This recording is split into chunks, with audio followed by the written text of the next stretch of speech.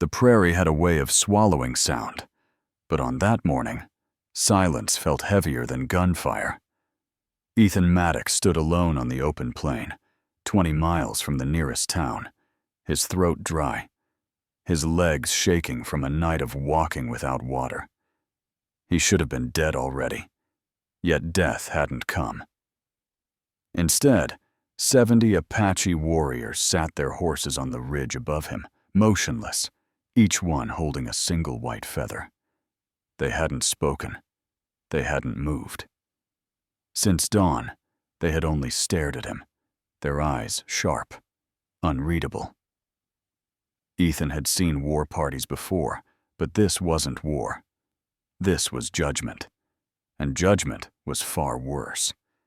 He reached instinctively for the holster at his side, though he'd left his revolver behind months ago when the bullets ran out. His hand touched nothing but worn leather and empty air.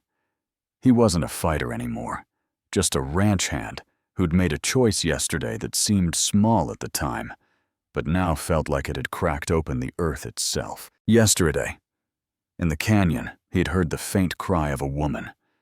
He should have kept riding.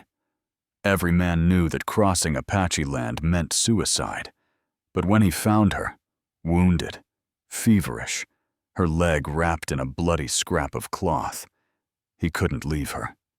She'd whispered her name through cracked lips, Ayanna, and something in her eyes, a mixture of dignity and resignation, had reminded him of his sister in her final moments. So, he had done the unthinkable. He had lifted her onto his horse, the only valuable thing he owned, and walked beside them for 6 endless hours. When they reached the boundary marked by red stones, he'd helped her down and sent his horse after her with a sharp slap on the flank. He watched as both disappeared toward the village in the distance. Then he turned away, empty-handed, convinced he'd never see either again. Now, 18 hours later, Ayanna was gone. But her people were here. 70 warriors, feathers raised like pale flames in the morning light. And Ethan realized with a sick drop in his stomach, he hadn't just saved a life. He had stepped into something older, something sacred. A single rider broke from the formation. Gray streaked his black hair, and around his neck hung a necklace of bones. From his belt dangled a scalp of brown hair, the exact shade as Ethan's own. Yet there was no hatred in his eyes, only expectation, as though Ethan was supposed to understand a law he'd never been taught. The rider stopped 10 feet away and spoke one word in Apache. Ethan didn't know it, but the tone carried weight. Reverence. The warrior pressed his hand against his heart, then pointed at Ethan's chest. "I don't want trouble," Ethan said, raising his hands. His voice cracked in the dry air. "I helped your woman because she was dying. That's all." The warrior tilted his head, almost amused. He reached into his pouch and pulled out something that made Ethan's breath catch. His horse's bridle, the same silver-studded leather his father had given him years ago, but now it bore fresh painted symbols, marks of honor. The warrior held it high, spoke again in Apache, then offered Ethan a single white feather. The world seemed to stop. Accepting it felt like signing a contract written in a language he couldn't read. Refusing might mean death. Around him, 70 warriors waited, silent as stone. Finally, with trembling fingers, Ethan took the feather. At once, the formation shifted like a great machine. Horses moved in perfect rhythm. From the ridge came a sound Ethan had never expected. Singing. Women's voices, high and haunting, drifting through the air. But it wasn't a war song. It carried gratitude and mourning. Then he saw her, Ayanna, limping beside an elder in a feathered headdress, her face pale but alive. She met his gaze with something he couldn't mistake. Gratitude, yes, but also pity. The elder stepped forward, eyes burning like coals. Ayanna translated carefully. "My grandfather thanks the white man who gave life back to his granddaughter, but he says your act was not small. You gave away your horse, your survival, for another.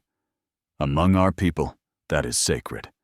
You have bound yourself to us, and tonight, you will be judged." Ethan's stomach turned to stone. He had thought kindness ended with letting go of a horse. Instead, it had opened a door he couldn't close.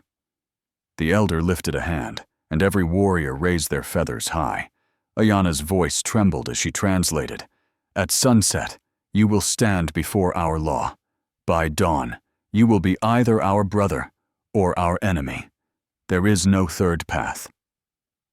And just like that, Ethan Maddox realized his life no longer belonged to him. The Apache village lay hidden in a basin of red stone, a secret place that seemed untouched by time. From the ridge above, Ethan Maddox could see the dwellings arranged in perfect patterns, smoke curling gently from cooking fires. Children played near the stream, women worked in quiet rhythm, and warriors kept watch along the edges like statues carved from the earth itself. But when they led him down into the basin, the strangest thing happened. No one raised a weapon. No one shouted in anger. Instead, every gaze carried something Ethan couldn't name: curiosity, respect, and maybe something heavier. Ayanna walked beside him, her limp slowing her steps, but her eyes sharp, always on him. "You wonder why they do not strike you down?" she said softly. Ethan nodded. "That thought's crossed my mind. You are not yet enemy," she explained, "and you are not yet brother. You are between worlds. That makes you sacred, until the choosing." Sacred. Ethan almost laughed, but the grim set of Ayanna's mouth told him she wasn't joking. He thought about his torn boots, his empty canteen, the ache in his bones. Nothing about him felt sacred. Inside the largest dwelling, Ayanna's grandfather waited. The elder sat cross-legged on a woven mat, objects laid before him with deliberate care. Ethan recognized his horse's bridle among them. Beside it rested a knife with a carved bone handle, a bundle of sage, and a small clay pot filled with black paint. The elder studied him with eyes that had seen too many winters. Then he spoke, and Ayanna translated, each word carrying the weight of judgment. "The choosing has 3 parts. First, you must prove your gift was true. Not for glory, not for reward, only for compassion. Second, you must show sacrifice. Third, you must prove you would place the tribe above your own life." Ethan swallowed hard. "And if I fail?" Ayanna hesitated. "Then your gift was a lie. You would be marked as one who steals honor, and such men do not walk away alive." The elder lifted the clay pot, dipped his finger in the black paint, and marked his own forehead with a single symbol. Then he offered the pot to Ethan. The message was clear. The ceremony had already begun. Ethan's hand trembled as he took it. He thought of his mother's church back in Missouri, of the hymns that spoke of sacrifice and judgment. He had never believed much in sermons, but the memory steadied him. With one stroke, he drew the same mark on his forehead. Ayanna's grandfather nodded, satisfaction flickering in his ancient eyes. He spoke again, and Ayanna's voice lowered. "You have chosen trust. Tonight, when the sun touches the horizon, the first trial begins." Outside, the entire village moved as if preparing for war. Men built a great stone circle. Women twisted fibers into ropes stronger than leather. Children carried wood to feed the flames that would light the night. And high above, the 70 warriors took position along the ridges, their feathers glinting in the late sun. Ethan felt the weight of their stares. This wasn't just theater. This was a judgment older than any law he knew. "What's the first test?" he asked. Ayanna glanced at her grandfather before answering. "You must face our elders bound and unable to fight, and answer their questions. They will strip your soul bare. If they find lies, you will be cast out as a man who gave false generosity. And if I pass, then comes the sacrifice," she whispered, "and that is harder." As the sun dipped lower, shadows stretched across the stone circle. Ethan watched, heart hammering, as 5 elders took their places on carved seats of honor. Ayanna's grandfather at the center. 2 men, 2 women, each with faces marked by years of survival and judgment. His wrists were bound with woven rope, tight enough to sting. Warriors led him to the circle's center, where the flames threw long shadows over the ground. Around the edge of the ring, the entire village gathered, silent, waiting. Ayanna stood just outside the circle, ready to translate, though Ethan suspected more of them understood English than they let on. The elder raised his hand, and the questions began. "Why were you in Apache land?" "To find new grazing after drought killed my herd," Ethan answered. "Where is your family?" "Gone," he said. His voice cracked. "All of them." The questions came faster, sharper. Had he hoped for reward? Did he think himself a good man? Why not take Ayanna to his own people? Ethan's breath came ragged. "Because she belonged with her own," he whispered. "Taking her would have been another cruelty." The female elder leaned forward, her voice like flint. Ayanna translated with reluctance. "Or was it guilt that drove you?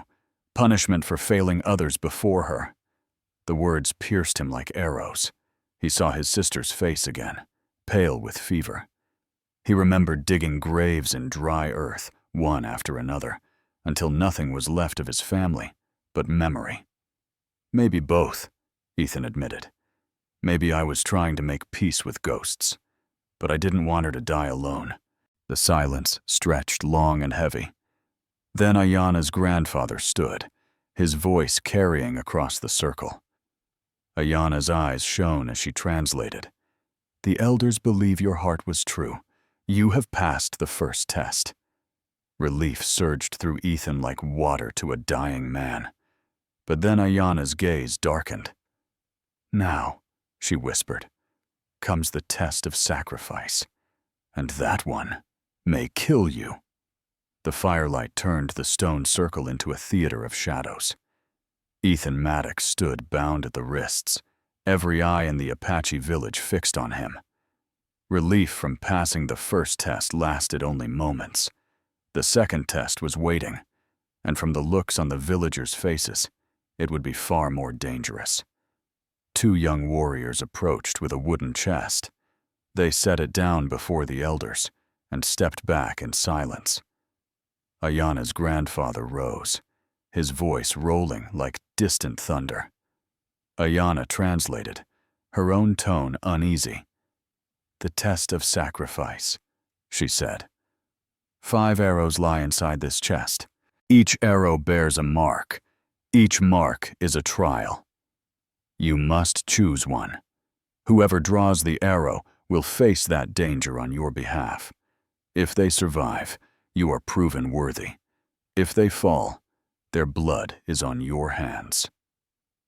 Ethan's stomach knotted as the chest opened.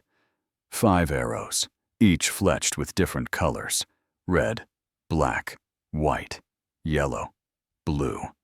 Beside each, a strip of leather with painted symbols.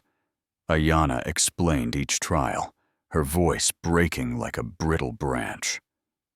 The red arrow meant crossing Devil's Canyon Rapids at night. The black arrow meant entering the mountain cat's cave and returning with a sacred stone. The white arrow demanded scaling the unclimbable cliff. The yellow arrow meant walking into rival territory that had spilled Apache blood. The blue arrow meant submitting to a rattlesnake's bite and trusting medicine to save you. Around the circle, 5 volunteers stepped forward. An older scarred warrior, a middle-aged woman with calm eyes, a young man not yet grown, a father with his family watching, and a teenage girl who looked heartbreakingly like Ethan's dead sister. The fire popped, sending sparks into the night. Ethan felt sweat sting his brow despite the chill. "You want me to decide who suffers for me?" he said hoarsely. Ayanna's eyes didn't soften. "That is the sacrifice. Most men choose without hesitation. That is how the truth of their heart is revealed." The father among the volunteers stared at Ethan, his wife clutching their children close. The girl stood tall, unafraid, but too young. The scarred warrior looked almost eager, as though his life had been waiting for this test. Every instinct screamed at Ethan to refuse, but the circle was silent, waiting. Ayanna's grandfather raised the knife with its bone handle, pointing it toward Ethan, as if to pierce through his hesitation. His voice carried this final choice. "You may choose one of them," Ayanna translated slowly. "Or you may take all 5 trials yourself, alone." A ripple of shock ran through the crowd. Even the stoic warriors shifted, murmuring among themselves. Ayanna's voice dropped. "No one has ever chosen that. It is certain death." Ethan's throat burned with unsaid words. He saw his sister's face again, pale on her deathbed, whispering that courage was doing right even in the grip of fear. He looked at the 5 volunteers, innocents who would bleed for a choice he had made without knowing the rules. His voice was low but steady. "I won't choose an arrow. If these trials must be faced, I'll face them. All of them." For a moment there was only silence. Then the murmurs rose, spreading like wind through tall grass. The 70 warriors on the ridges lifted their white feathers high, their voices joining in a low, rhythmic chant that made the ground vibrate. Ayanna stared at him, tears shining in her eyes. Her grandfather rose, hands lifted toward the stars. His words boomed like a judgment that would echo through generations. "The trials are ended," Ayanna translated through trembling lips. "By choosing certain death rather than another's suffering, you have proven your heart. The horse gift is fulfilled. From this moment, you are no longer a stranger. You are brother." The circle erupted in chants, warriors striking their spears against the earth, the sound rolling like thunder across the desert night. One by one, they came forward, laying white feathers at Ethan's feet, each feather a vow of protection, each feather binding him deeper to their people. But as Ayanna's grandfather lifted his arms to bless the moment, a distant horn cut through the night, sharp, foreign, and full of menace. Every Apache head snapped toward the canyon. The warriors froze, feathers still in their hands. Ayanna's face went pale. "Soldiers," she whispered. "The U.S. Cavalry." The sacred ceremony had crowned Ethan a brother, but now, under the glow of fire and the coming storm of war, that brotherhood was about to be tested in blood. The horn's cry echoed off the canyon walls like the roar of some monstrous beast. Every Apache in the circle froze, the feathers still in their hands. The fire snapped loudly, a cruel reminder that silence could not hide them now. Ethan Maddox's heart pounded like a drum. He'd heard that sound before, outside Fort Stanton, years ago. It was the call the cavalry used when they meant to surround and crush. Ayanna's grandfather stood tall, his weathered face grave. His words came fast, sharp, and Ayanna's translation landed like stones. "Soldiers approach. They know we are gathered. They come with fire and bullets." The 70 warriors moved instantly, no panic, just precision. Horses were whistled for, spears lifted, rifles checked. Women gathered children and disappeared into the dark, slipping into the protective arms of the rocks. The ceremony's peace was gone. Ayanna caught Ethan's arm. "They must have tracked me when I was wounded. Or someone betrayed us." Her voice carried both fury and fear. Ethan's mind raced. If the army saw him here, paint on his forehead, bound by ritual, surrounded by warriors, they wouldn't see a man who gave away a horse out of kindness. They'd see a traitor, a white man siding with the enemy. The ground shook with the rhythm of cavalry hooves. Torches flickered on the ridge beyond, yellow eyes in the darkness. Ethan could hear the clink of bridles, the barked orders of officers. A line of blue uniforms emerged like phantoms, rifles glinting in the firelight. "Apache!" a voice thundered from the darkness. "By order of Colonel Harrington, lay down your arms and surrender your camp. Any resistance will be met with force." The warriors did not move. They sat their horses like statues, feathers gleaming, every eye turned toward Ethan. Ayanna's grandfather raised his hand, and all fell into silence. Then he spoke, voice deep as stone. Ayanna whispered the translation, though her eyes never left Ethan's. "The soldiers believe they have trapped us, but they do not understand. Tonight, they will learn the meaning of the horse gift. You are one of us now. Your choice will decide whether we fight or whether we die." Ethan's mouth went dry. The circle of elders was watching him. The 70 warriors, each bound by the sacred law, were waiting. He was the outsider, the intruder, the man who had stumbled into a world of rules he barely grasped. And yet somehow, the responsibility had fallen on his shoulders. A second horn blast shook the night. Cavalry torches spread, encircling the basin. The air grew thick with smoke and fear. Ethan's instincts screamed at him to run, to slip into the shadows and save his own skin. But then he saw Ayanna's grandfather, standing tall despite his years, his face illuminated by fire. He saw the volunteers who had nearly risked their lives for his acceptance. He saw Ayanna herself, her eyes burning with trust he hadn't earned. And he knew. The trials had never ended. They had only changed shape. He stepped forward into the center of the stone circle. His voice carried, louder than he thought possible. "If you fight them head on, too many will die. But if you hold your ground, if you stand together, you can break them without a single arrow loosed until it's time." Ayanna translated quickly, the words spreading like sparks through the gathered warriors. Murmurs rose, warriors nodding, eyes sharpening. Strategy instead of slaughter. But Colonel Harrington's voice cut through the night once more. "Last chance! Surrender your weapons, or we burn this place to the ground!" Ayanna's grandfather turned to Ethan, his gaze unwavering. "Then speak, white brother," Ayanna translated. "Tell us, do we surrender our lives, or do we resist?" Ethan's pulse thundered in his ears. On the ridge, rifles gleamed. Around him, 70 feathers caught the torchlight. He had walked into this place a stranger. Now he stood at its center, a decision heavy as death pressing down on him.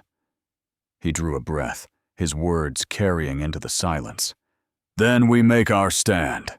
The warriors roared in unison, the sound echoing like a storm breaking over the desert. Spears struck the ground, feathers lifted skyward. The night had chosen, and in the darkness, the cavalry raised their rifles. The first shot cracked the night like lightning splitting a tree. A muzzle flash lit the ridge, followed by the sharp echo of a rifle round slamming into the stone circle. Dust sprayed across Ethan's face. The cavalry had fired the first blow. Chaos surged, yet it was a controlled chaos. The Apache warriors didn't scatter. They moved as one body, slipping into prepared positions, like shadows finding their places in the dark. Horses surged forward, hooves pounding, feathers streaming white against the firelight. Ethan dropped to his knees as another bullet screamed overhead. He wasn't a soldier anymore. He was a rancher who'd given away his horse out of kindness. But tonight, he was something else entirely. He was in the middle of a war that didn't belong to him, yet somehow it did. Ayanna grabbed his arm, yanking him toward the stone wall at the basin's edge. "Stay low!" she shouted over the din.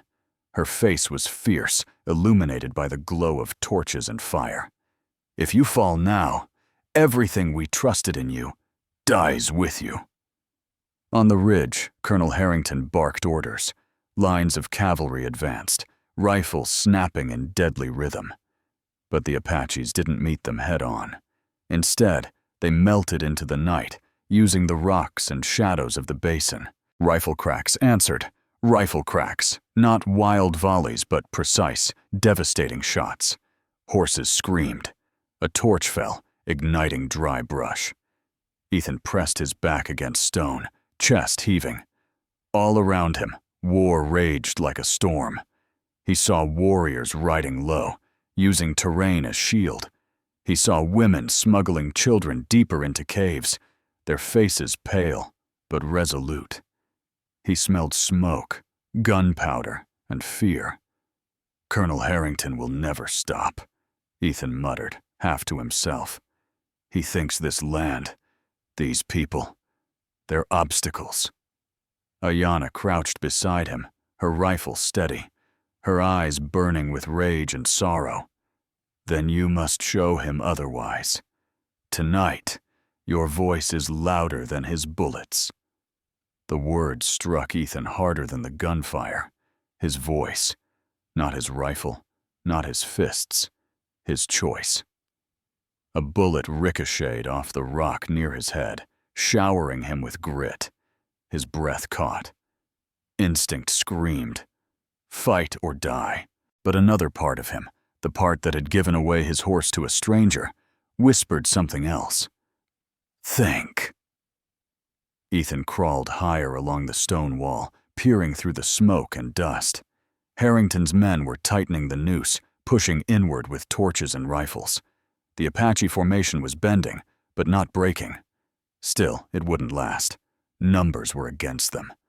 Then Ethan saw it. An opening. The cavalry's flank, exposed where the ridge bent too wide. A single push there could break their circle, scatter their formation, turn their numbers against themselves. His heart hammered. If he shouted it, if the warriors followed his command, he wouldn't be just a guest anymore. He'd be a leader, a traitor in the eyes of his own people. He raised his voice, louder than the battle, louder than the crack of rifles. "The flank! Drive them at the ridge bend!" Ayanna translated. Instantly, her words slicing through the storm. The warriors heard, and they moved. Like a flood breaking a dam, riders urged toward the weak point. Spears thrust, rifles barked, arrows whistled. The cavalry line buckled, horses screamed, soldiers shouted, confusion tearing through their ranks. Colonel Harrington bellowed from the ridge, his voice desperate now. "Hold the line! Push them back!" But it was too late. The Apache charge had struck true. Ethan felt himself pulled into the tide. Not a bystander, not a prisoner of ritual, but a man bound by choice. His shout had changed the battle. His voice had tipped the scales. Yet as the cavalry scattered in chaos, Ethan saw Harrington draw his revolver, eyes locked on Ayanna's grandfather, who stood tall at the center of the stone circle. The old man was the heart of the tribe. Without him, all might collapse. Ethan's blood turned to fire. He knew in that instant, the real trial wasn't the arrows, the tests, the ceremony. It was this, right here, right now. He surged forward, No weapon in hand, just fury and instinct. The distance between him and Harrington shrank with each heartbeat. The colonel raised his revolver, aiming at the elder's chest. And Ethan Maddox screamed, diving into the line of fire. The gunshot split the world. Ethan felt the burn of air as Harrington's revolver thundered. He hit the ground hard, bracing for pain, for darkness, for the final silence of death. But no pain came. He opened his eyes in time to see Ayanna's grandfather still standing, untouched. The bullet had gone wide. Harrington cursed, fury twisting his face.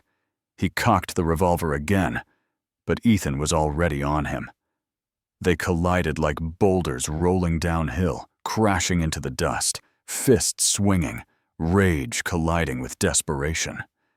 Harrington was older, but hardened. A man who had built his career on brute force and fear. Ethan was younger, desperate, and fueled by something Harrington could never understand. Conviction. They rolled across the dirt, Harrington's revolver skittering away.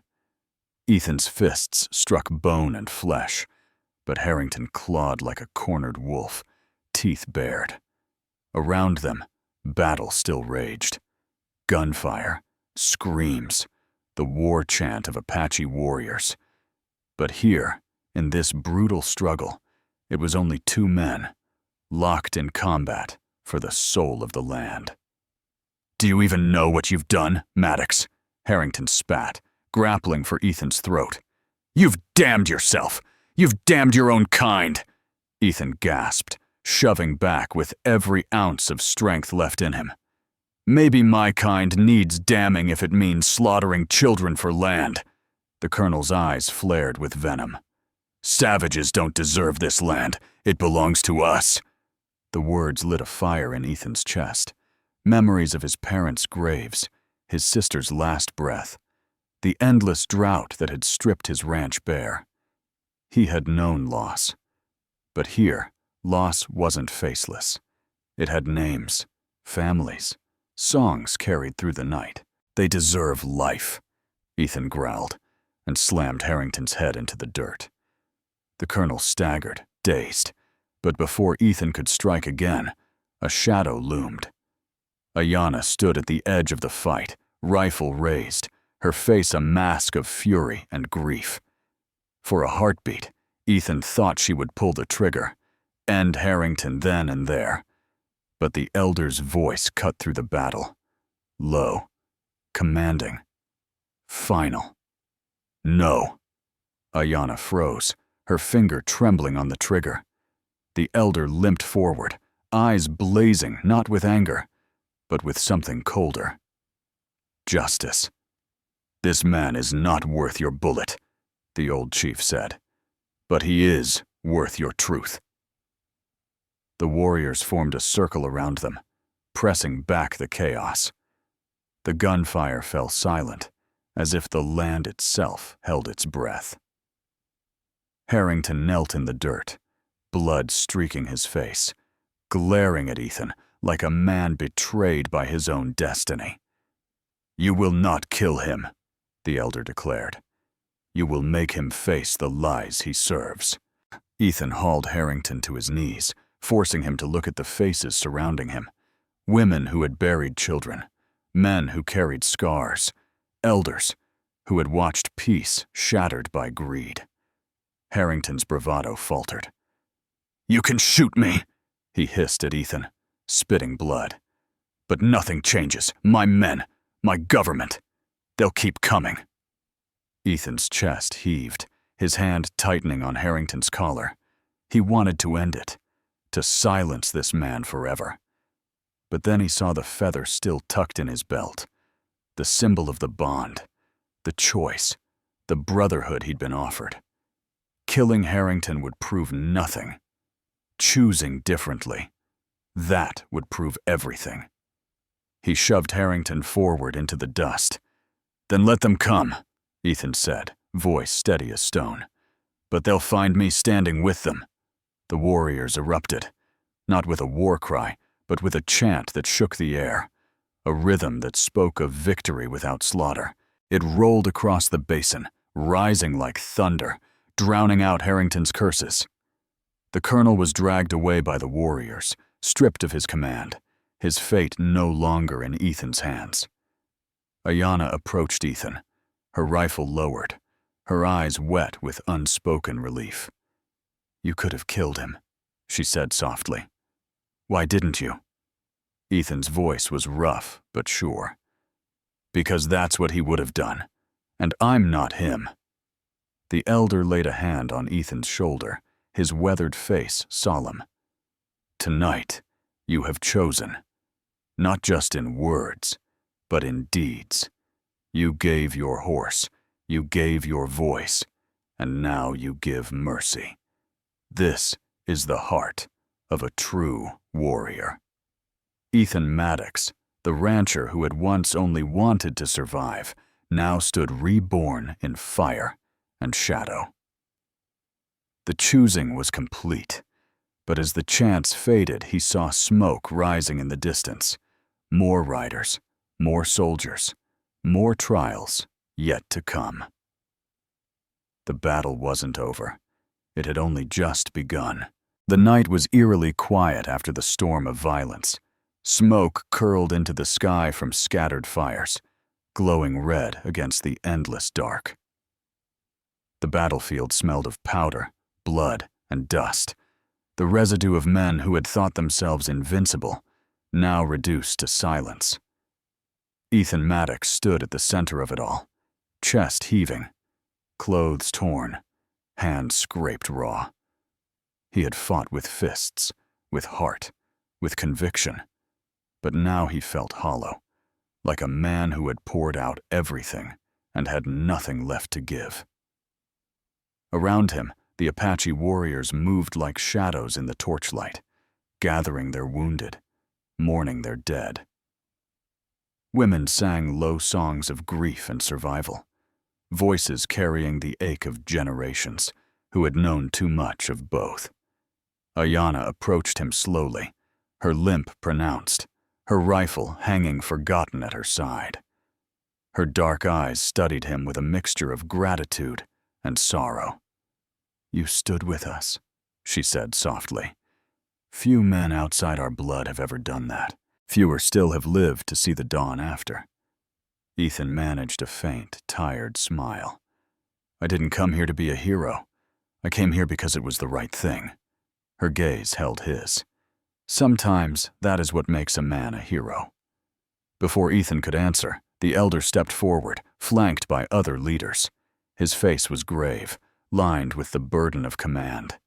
In his hands he carried a small bundle wrapped in deerskin. He placed it before Ethan, then spoke in Apache. Ayanna translated, her voice reverent.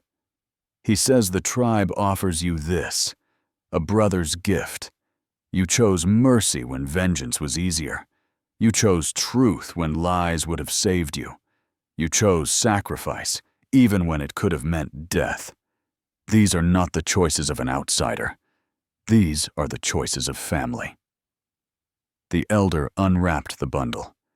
Inside lay a single white feather, adorned with painted markings, bound to a strip of leather. The sight struck Ethan like a blow. Every warrior on the ridge had carried one that morning, but this one was different. Its markings spoke of acceptance, not judgment. Ayanna's voice was hushed. "He says you are no longer a guest caught between worlds. You are now brother to this tribe. As long as you carry this feather, you will be welcomed and protected in every camp, in every valley, by every warrior who honors the old ways." Ethan stared at the feather, trembling as he reached for it. His fingers closed around it like a man grasping both salvation and burden. For the first time in years, he felt not alone. But then the elder's expression hardened. He pointed toward the horizon where smoke still rose.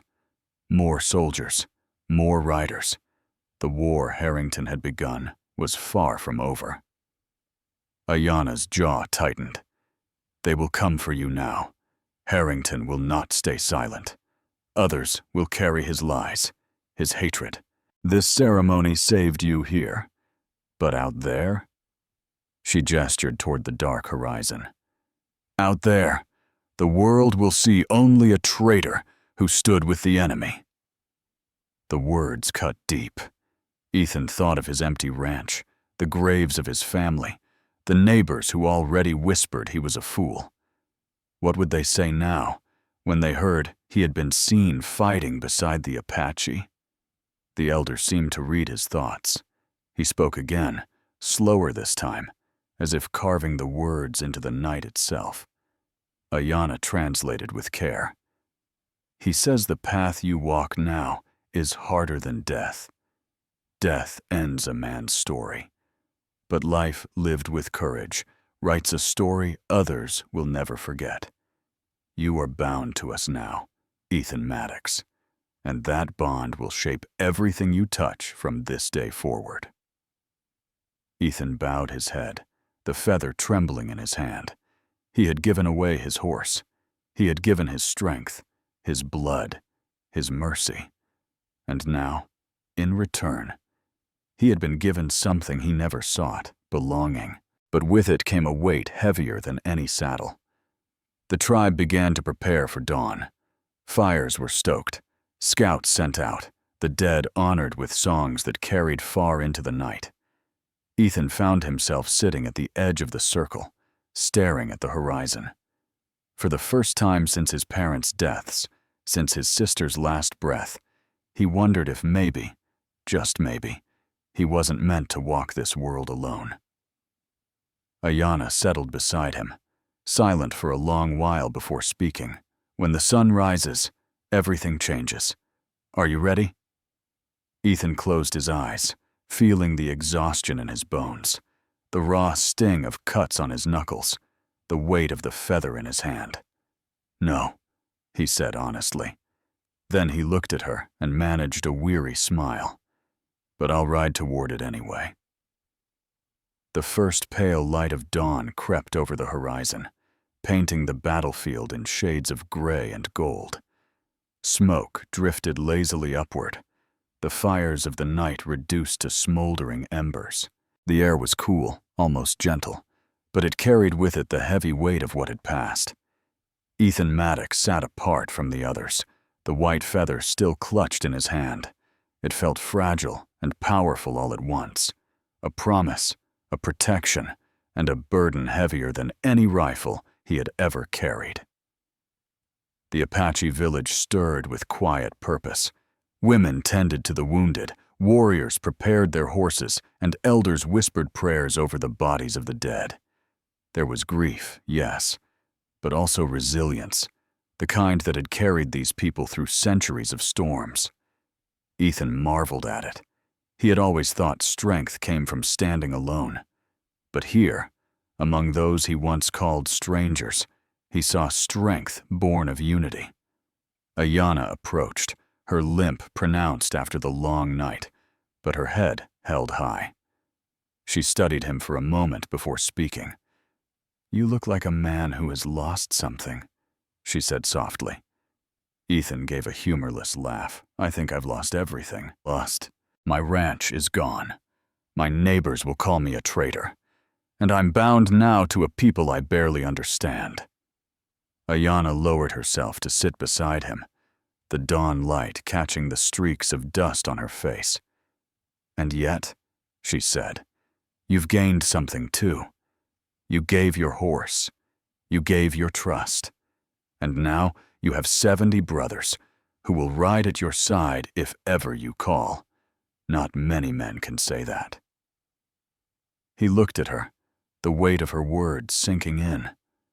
Belonging. It was something he had longed for since burying his family, something he had never thought he would find again. From across the camp, the elder raised his hand, summoning them. Ethan stood and followed Ayanna toward the gathering of leaders. The old man's gaze was sharp, unwavering. He spoke in Apache, and Ayanna translated. "He says the dawn is a beginning. Last night you proved yourself to us, but today you must decide for yourself. Will you walk away, carrying our feather as a symbol of honor? Or will you stay, carrying it as a bond, a life tied to our people? The question hit Ethan harder than any blow from the battle. Walk away. The choice was there, clean and simple. He could take the feather, ride north, start fresh somewhere far from here, far from the weight of this bond. But when he looked at Ayanna, at the elder, at the warriors who had placed their feathers at his feet, he knew leaving would mean something worse than betrayal. It would mean turning his back on the only people who had seen him, truly seen him, since his family's deaths. Ethan swallowed hard, then bowed his head. Tell him, I stay. Ayanna's eyes softened, but she didn't smile. She knew what the choice meant. The hardships, the danger, the constant suspicion from outsiders. Still, she translated his words, and when the elder heard, he nodded once, solemnly, as if confirming something he had already believed. The warriors raised their feathers in silent salute. The women began a song of welcome that carried through the canyon like a river of sound. Ethan felt the power of it vibrate through his bones. For the first time in years, he wasn't just a man drifting through the frontier. He was part of something greater. Yet even as the song swelled, a shadow lingered in his mind. Harrington. The corrupt officer wouldn't accept defeat. Word would spread. A white man fighting beside the Apache. Such a story would draw attention, and not the kind that ended peacefully. Ethan knew his life had just become far more dangerous. But when he looked down at the feather in his hand, he also knew he wasn't facing that danger alone. The sun rose higher, spilling gold across the camp. Ayanna touched his arm, her voice quiet, but steady. So, brother, where will you ride now? Ethan looked toward the mountains in the north, where new land and new challenges awaited. Then, back at the village, where 70 warriors, an elder, and a woman with fierce eyes had chosen to call him family. Wherever the trail leads, he said, as long as it's beside those who understand what it means to fight for more than themselves. Ayanna's gaze held his, and in that moment, Ethan Maddox knew the truth. His old life was gone, burned away with the lies of the past. What lay ahead was uncertain, but for the first time, uncertainty didn't terrify him. It felt like freedom.